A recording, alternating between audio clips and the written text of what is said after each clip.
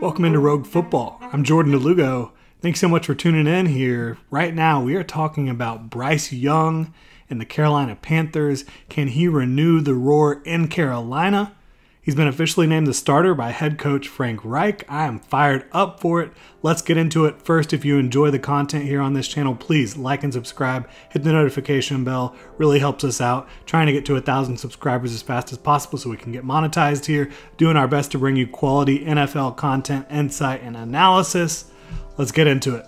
So, coaching staff obviously is a new staff here in Carolina. They spared no expense bringing in one of the best staffs in football, in my opinion, led by Frank Reich. They've also got Jim Caldwell as a senior offensive assistant, Thomas Brown, who comes over from Los Angeles. He's a guy that has run some of that Shanahan zone stuff that you haven't seen a lot from Frank Reich. So I think this offense is going to be very multiple. You brought over Deuce Staley as well, Josh McCown, the quarterback coach, Ejiro Evero on defense. He also has Dom Capers, one of his mentors, as a senior defensive assistant for them. I just think there's a ton of talent on this staff, a lot of great teachers, a lot of great communicators and leaders that are going to be able to help elevate this young football team in year one of this rebuild.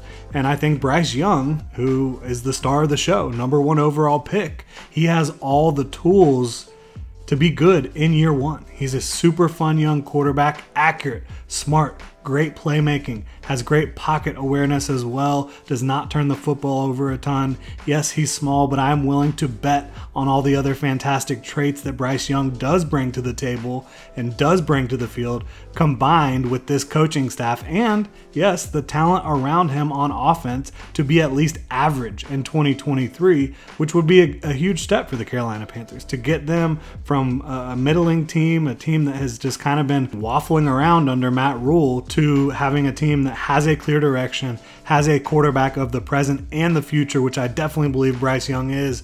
Like I said, he is smart as all get out, very accurate passer, has great arm talent, not the strongest arm on the planet, but very good arm talent, great feel in the pocket, and just a playmaker. He has the ability to move around, to manipulate the pocket, to see the field despite being a shorter quarterback, right? He has great field vision, can find guys over the middle, can find guys on the outside, no matter where it is. Bryce Young is an accurate quarterback that can make plays and be careful with the football at the same time, which is a huge trait in the NFL. And look at the guys he has around him. He's got Adam Thielen, who is still, despite being up there in age, a very good possession receiver in this league. Picked up a ton of first downs for the Minnesota Vikings last year. You've got DJ Chark, Jonathan Mingo, and Terrace Marshall, who I think can all provide some verticality to this offense, some vertical threat. Is there a legit #1 option at wide receiver currently?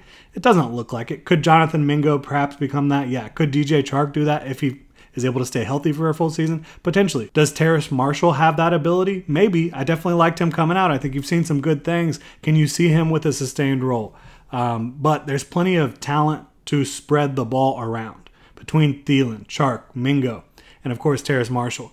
And they also have a very good tight end and Hayden Hurst, and a good room overall at tight end with Ian Thomas and Tommy Tremble as well. Then you look at the offensive line. I think he's going to have time to throw a lot. I think they're going to be able to run the football a lot with Miles Sanders, with the rest of those backs that they have in Carolina.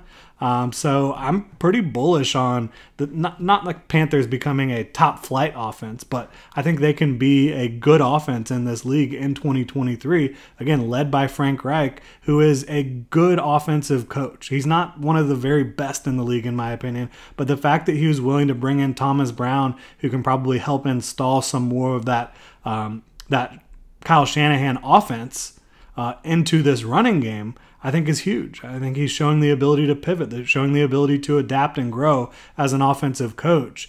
And I think Josh McCown is going to be a great quarterback coach for them. He's incredibly smart, stuck around in the league for a long time, partially because of his ability to kind of be a coach on the field, a coach in the locker room for the starting quarterbacks that he was working with. And then defensively, Ejiro Evero, I think he's going to be able to get the most out of this group as a whole. Coming over from Denver, absolute train wreck last year in Denver, but he got the most out of that defense. And yes, there was some talent on that defense, but I also think he was able to elevate some of that talent. He has ties to the Vic Fangio scheme, obviously, but he was showing the ability last year to mix it up in a lot of different ways. blitz a lot, do different things to maximize the talent on his roster. He's a great communicator, teacher, strategist. He was a guy that was up for a lot of head coaching jobs, did not get one in 2023, comes over to Carolina. I think this is going to be a great platform for him to show that he deserves to be a head coach in this league and fortify himself, establish himself as one of the top candidates once again heading into the 2024 cycle. They've got a lot of talent over there with Derek Brown, with Brian Burns, with Frankie Louvu, Dante Jackson on the back end, Von Bell they brought over from Cincinnati, one of the very best strong safeties in the game today. Obviously Xavier Woods still there, J.C. Horn, one of the best young corners in the league. I think they have a chance to really grow in 2023 with this defense. Again, kind of like the offense, I don't expect them to be one of the very best in the league, but I do expect them to be very strong up front and on the back end, and I think that Ejiro Evero will be able to get the most out of the linebackers and the defense as a whole. So I think you can feel really excited about the direction of both sides of the ball for the Panthers. Now, if they end up doing great on the defensive side of the ball, are they going to be able to keep Evero around? Probably not, but you're aware of that when you hire him, right? You know that if you're Frank Reich, that he might not be around for too long as your defensive coordinator. But I'm a big fan of what they've got going on here. Now, we've talked about the Falcons on this channel, so I'm not willing to write in the Panthers as my favorite to win the NFC South, right?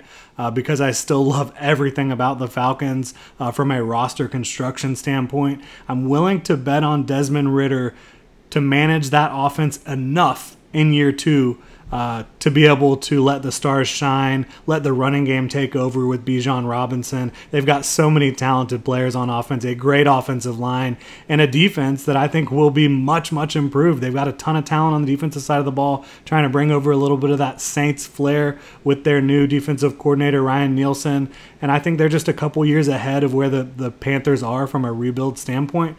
But would I be surprised at all if the Panthers win the South? No, I really would not. I would not be surprised if they win the South. I wouldn't be surprised if they sneak in as a wild card, because I think Bryce Young is going to have the ability to be one of the best quarterbacks in the NFC in year one, like bar none. I just don't think that there's a ton of talent at the quarterback position in that conference. And I think when you have the talent that Bryce Young has, the mental makeup, and the coaching that he's going to have in Carolina, they're going to have a chance to make the playoffs. I really do believe that. And that's how strongly, again, that I feel about Bryce Young. The group around him I do think is much better than a lot of people probably give them credit for. The coaching staff is fantastic. And I just simply don't have much faith in the Buccaneers or the Saints this year. I do think the Falcons and Panthers are going to be the two most exciting teams in the NFC South. I think they're both going to have a chance to win the division, to make the playoffs in 2023.